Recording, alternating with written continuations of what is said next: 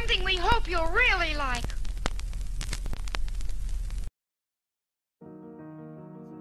It Works by R.H. Jarrett, the famous little red book that makes your dreams come true.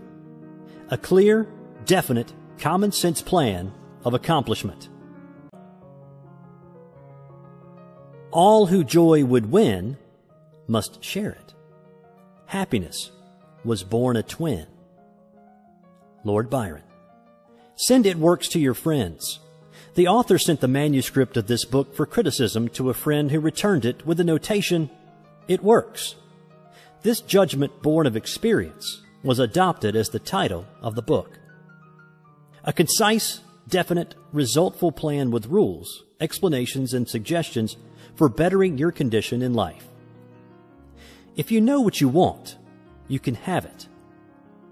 The man who wrote this book is highly successful and widely known for his generosity and helpful spirit. He gives full credit for all that he has accomplished in mastering circumstances, accumulating wealth, and winning friends to the silent working out of the simple, powerful truth which he tells of in his work. He shows you here an easy, open road to a larger, happier life. Knowing that the greatest good comes from helping others without expecting praise, the author of this work has requested that his name be omitted. What is the real secret of attaining desirable possessions? Are some people born under a lucky star or other charm which enables them to have all that which seems so desirable? And if not, what is the cause of the difference in conditions under which men live? Many years ago, feeling that there must be a logical answer to this question, I decided to find out, if possible, what it was. I found the answer to my own satisfaction, and for years have given the information to others who have used it successfully. From a scientific, psychological, or theological viewpoint, some of the following statements may be interpreted as incorrect, but nevertheless, the plan has brought the results desired to those who have followed the simple instructions, and it is my sincere belief that I am now presenting it in a way which will bring happiness and possessions to many more. If wishes were horses, beggars would ride, is the attitude taken by the average man and woman in regard to possessions.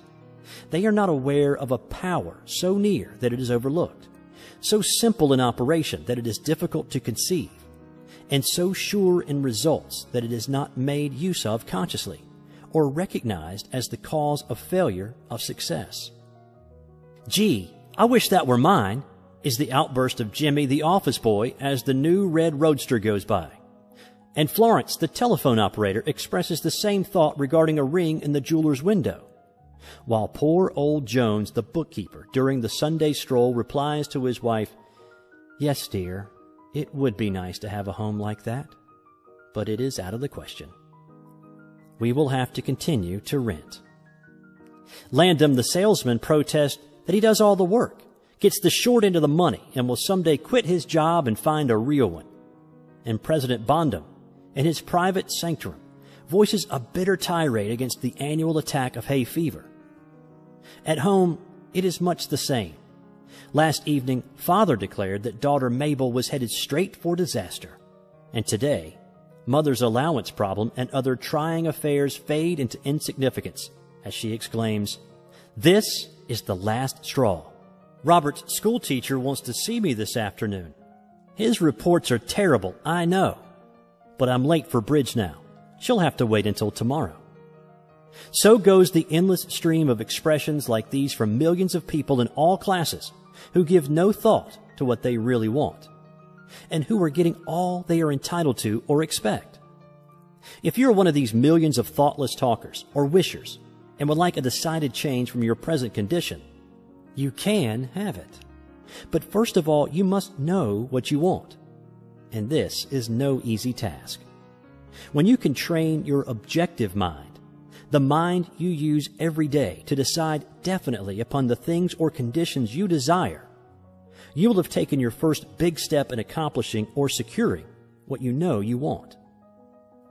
To get what you want is no more mysterious or uncertain than the radio waves all around you.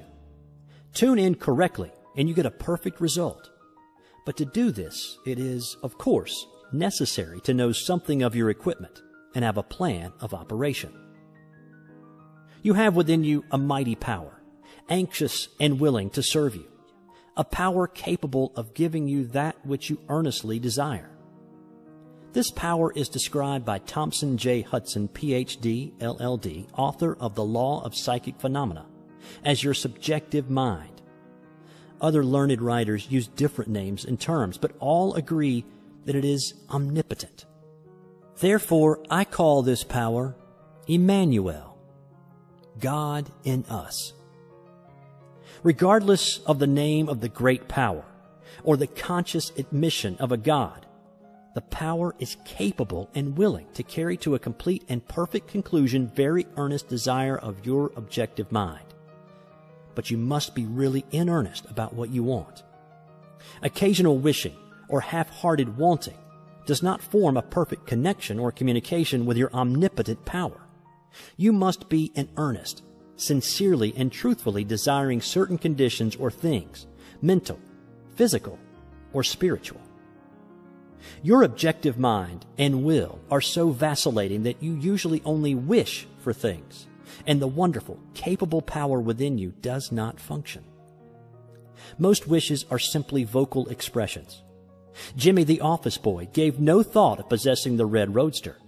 Landon the salesman was not thinking of any other job or even thinking at all.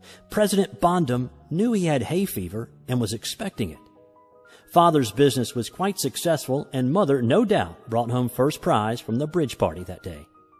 But they had no fixed idea of what they really wanted their children to accomplish, and were actually helping to bring about the unhappy conditions which existed.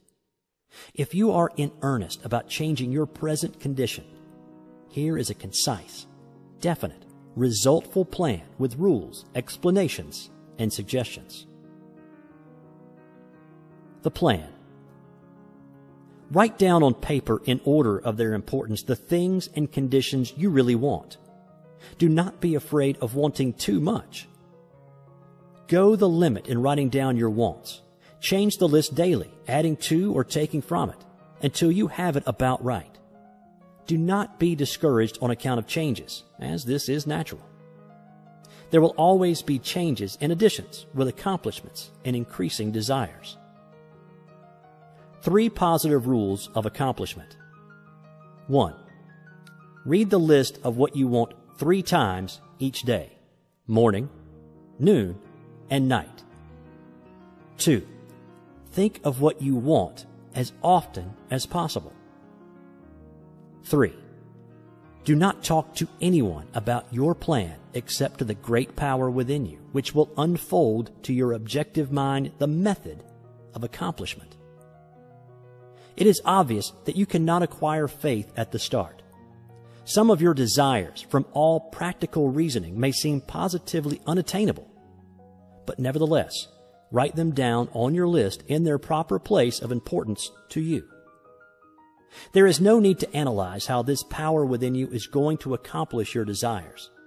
Such a procedure is as unnecessary as trying to figure out why a grain of corn placed in fertile soil shoots up a green stalk, blossoms, and produces an ear of corn containing hundreds of grains, each capable of doing what the one grain did.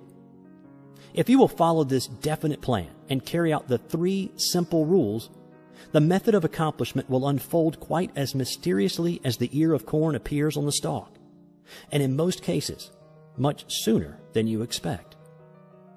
When new desires, deserving position at or about the top of your list come to you, then you may rest assured you are progressing correctly.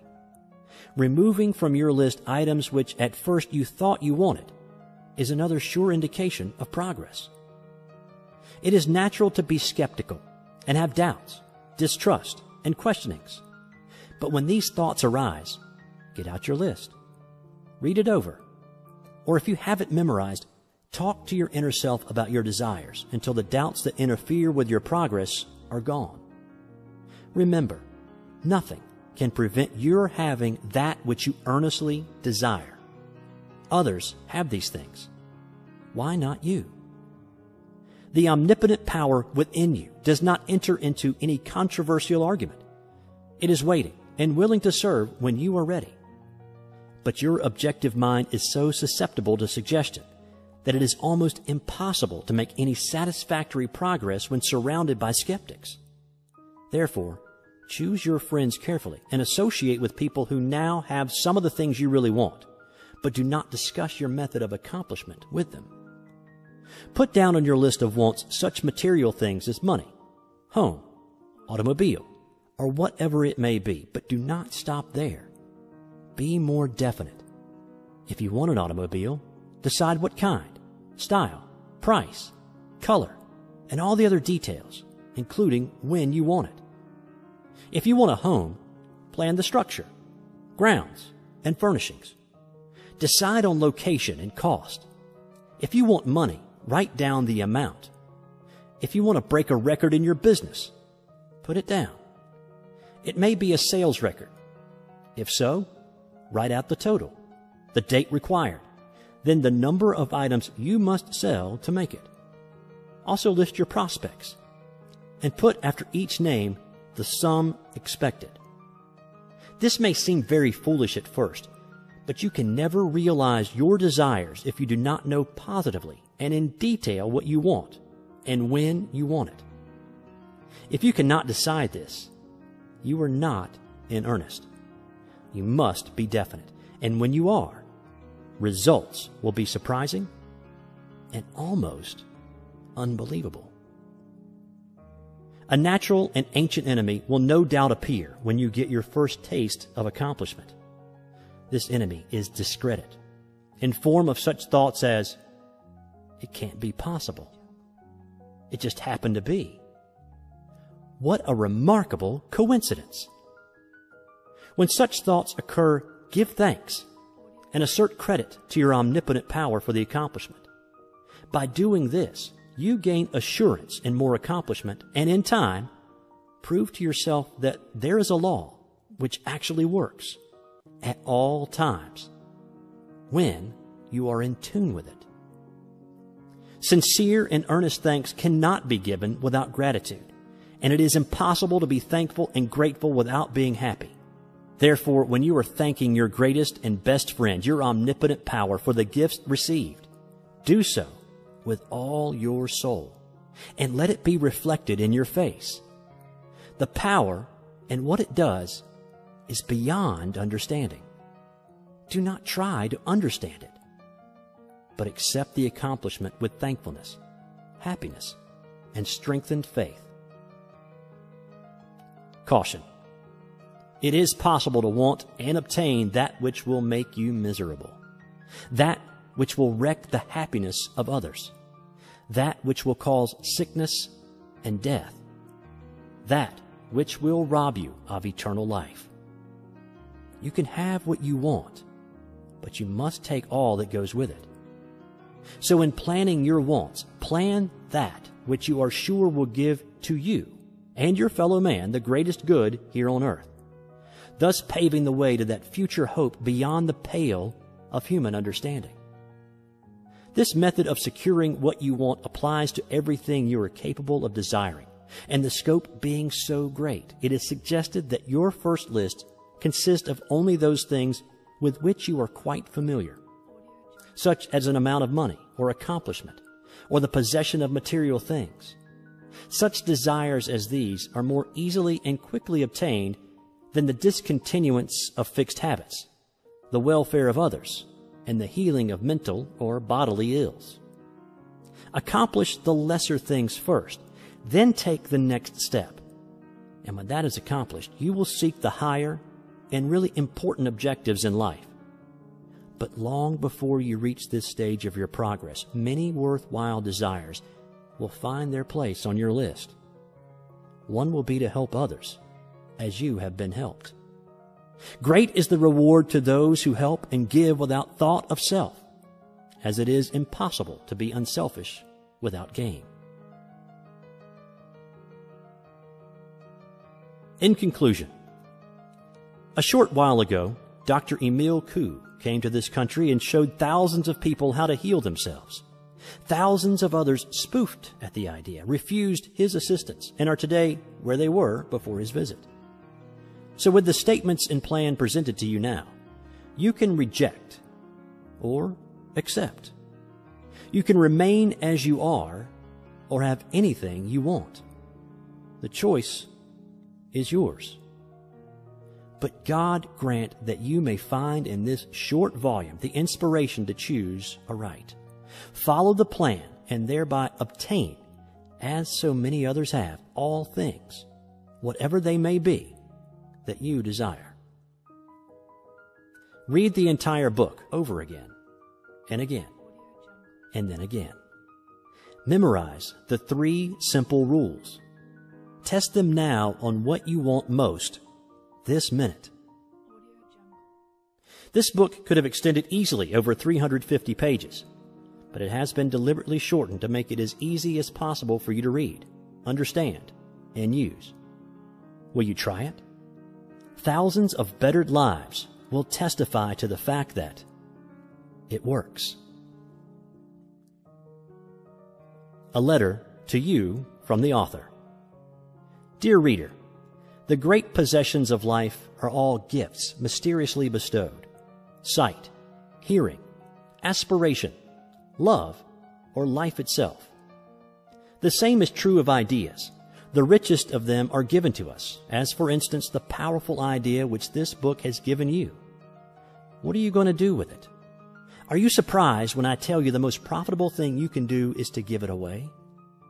You can do this in an easy and practical way by having this book sent to those you know who need it.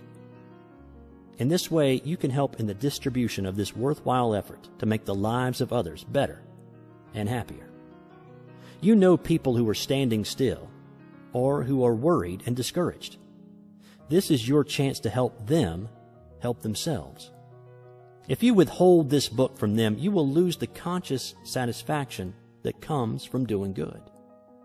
If you see that they get this book, then you put yourself in line with the law of life, which says you get by giving.